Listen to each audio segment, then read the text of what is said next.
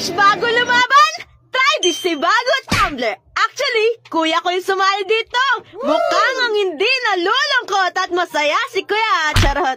Perfect ito dahil may iba't ibang size at color. Habang uminom nga ako ay ramdam ko yung saya. Yup! Kasama ko po yung family. Shiz! May mga masters din na sumali dito. Kamusta kaya si kuya? Go kuya! At ayun, favorite niyang song ay Araw-araw Sipag Lang. Sipag lang, walang katapusan, charot. Sarap nga uminom ng malamig. Kahit ako na tilbats ay naglaro na rin, joke lang pa. Napakamura yet, palaban ng high quality. Marami ng influencer at TikToker ang nagrekomenda nito. Ito yung trending ngayon sa TikTok dahil branded, original, mura at affordable. Ang aesthetic nga tingnan nito, may pa-gradient color pa. Makikita mo talaga na may tatak si bago sa ibaba.